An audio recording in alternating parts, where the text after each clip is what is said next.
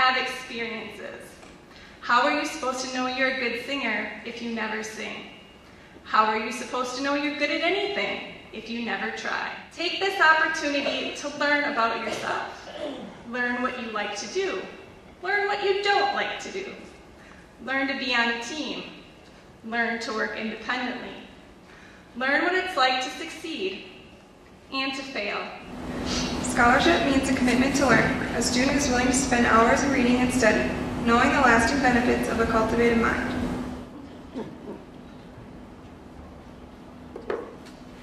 No matter what power and resources may exist in a country, they are ineffectual without the guidance of a wise leader. No one can respect oneself nor hope to attain the respect of others. It is the force of character that guides one through life, and when once developed, grows steadily. I pledge to maintain. I pledge to maintain. High scholastic standing. High scholastic standing. To hold as fundamental. To hold as fundamental. Within this building, we not only learn how to construct persuasive essays on a prompt or how to graph functions, but we also learn how to communicate effectively with our peers, take on responsibility, and other things that are not learned from a textbook or a lecture, but are learned simply from living. I'm privileged to honor Mrs. Peter Smith as an influential faculty member tonight. Mostly by example, Mrs. Peter Smith guides students in learning those things that cannot be taught. Learning a foreign language is not always easy, but a good teacher like Mrs. Bauer made it easy to learn and pick up. Gracias de nuevo, Mrs. Bauer, su el mejor. For the non-Spanish speakers, that's thanks again, Mrs. Bauer, you're the best. Some synonyms of this word, influential, are dominant, strong, prominent, and distinguished. These are all words that describe my most influential teacher, Mr. Keno. His life makes me want to give back to the community, and I aspire to achieve as much as Mr. Keno has at his young age. Thank you for being such a great teacher and person. Choosing what paths to take in life began for me in middle school. Who to be friends with, how to behave, what activities to be involved with, but most importantly, who do I want to become? I'm very grateful for all the role models that were placed in my life because actions or lifestyles really do speak louder than words. But the most influential faculty member that has helped change the way I view about the world and myself is Mr. Keno. He has taught me more about myself than any other teacher ever has, by always pushing me to try harder in his classroom and in my extracurriculars. As most of you know, I have been yearbook editor for the last 2 years, and I thank Mr. E for always helping me complete these books. I came into freshman year fully expecting to stay in basketball, which I had played since second grade. However, I was really intrigued by the idea of doing the winter play, so naturally I went to Hawk to see what he thought I should do. He looked me in the eye and said, "Casey, how good are you at basketball?" Really? Well, I wasn't that good at basketball, so I joined the winter play. My favorite class in high school was his AP Human Geography class. He teaches in a way that is focused not on getting kids to memorize facts and dates, but more on getting them to think and learn how to think outside the box and look at the world in a different way. You are an incredible teacher and mentor, and will always be one of the teachers that I remember most from my years in Kenya. I think the most important lesson I have learned from this teacher was that not all things turn out perfect. This lesson was taught in the classroom and the FFA showroom. Mr. Larson has encouraged me to be involved in many FFA activities, such as showing at the state level, judging numerous contests, and applying for my state FFA degree, which I'll be receiving. And then she informed me by saying, "Oh, you're the only person from Kenyon-Wanamingo who's enrolled in the class." And I'm pretty sure my heart may have stopped for a few moments. But I gathered myself and returned to class, braving myself for the worst. And when I got there, I was pleasantly surprised with the welcoming spirit from Mr. Grant. But after a little thought, it became clear who I needed to talk about, and that was Mr. Lurkin. I had the pleasure of not only knowing him as a teacher, but also as a coach and a mentor. With each time he put me in, as a little kid, I gained confidence. Confidence in sports is key, but more importantly, you need confidence in everything you do, so you grow as a person. He had confidence in me, so slowly, but eventually, I learned to have confidence in myself. It played a huge role in being the person I am today. 20 sets of eyes stared at me as Mr. Anderson introduced me to my new class.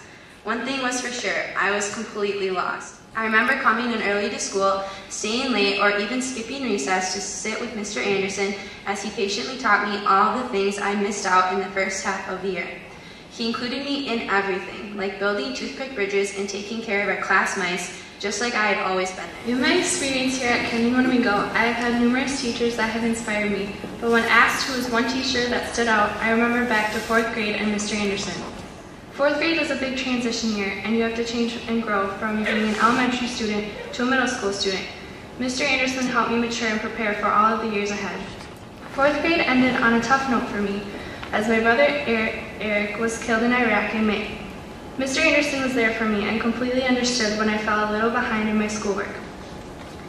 He gave me time and patience during the hard time, and that is something that I'm still grateful for. Along with Mrs. Rapp, Mr. Anderson organized a fund for my family to plant a tree in my brother's honor. That still means the world to myself and my family even today. What I do is my 4th grade teacher, Mr. Anderson. A valuable lesson I learned from him was time management. He emphasized getting homework done, and if we did, he would be able to go to recess, but if we didn't, he would have to stay inside until he got all our homework done. And I've been able to apply this throughout middle and high school, and I've learned that it's always best to get your work done first and then have fun later.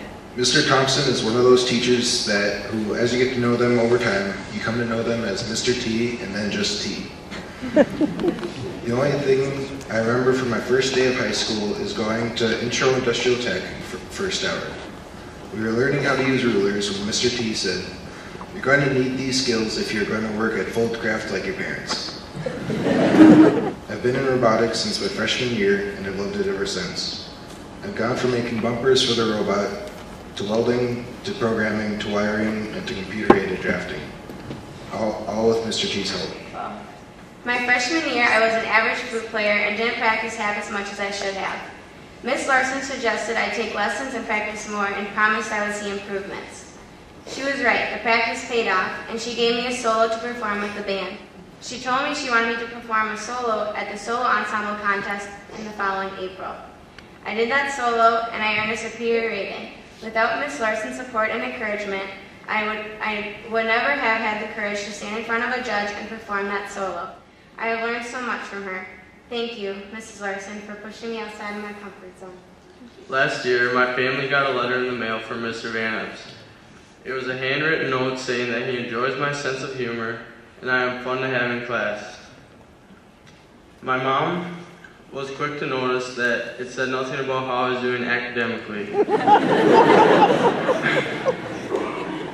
That note also sums up how I feel about Mr. Van Epps.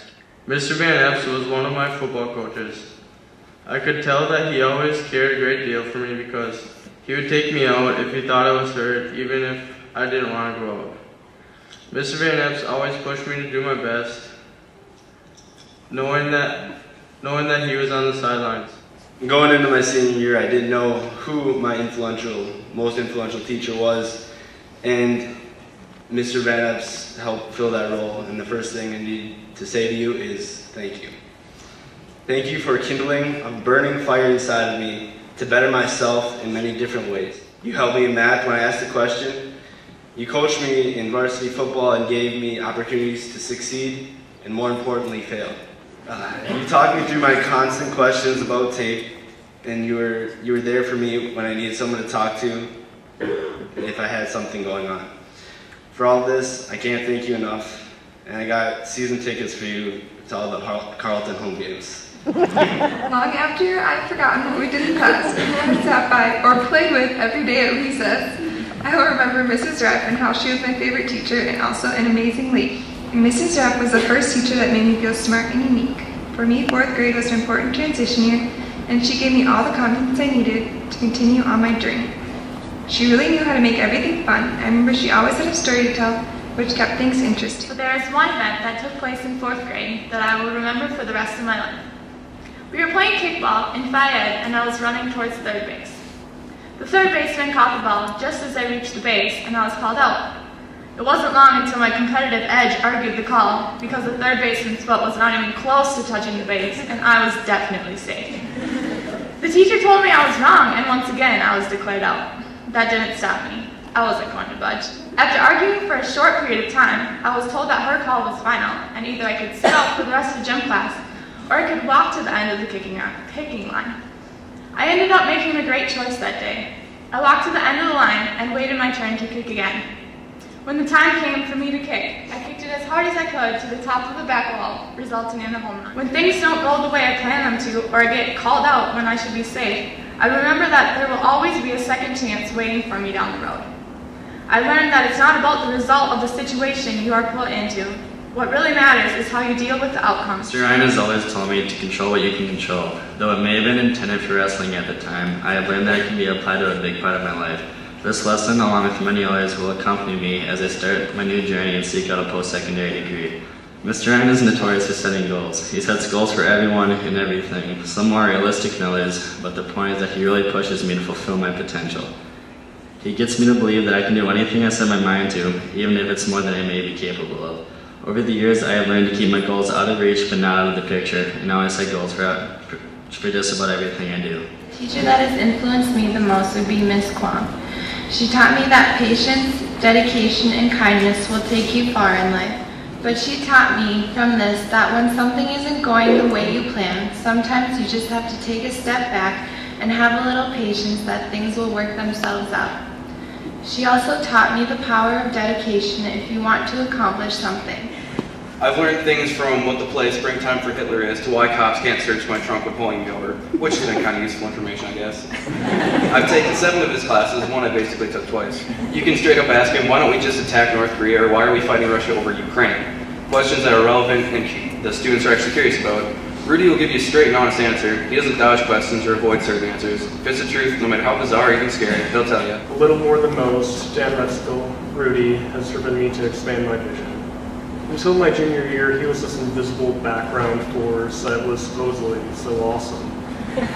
Then suddenly I walked into his classroom for the first time and I realized I really care about all this stuff that should be incredibly boring.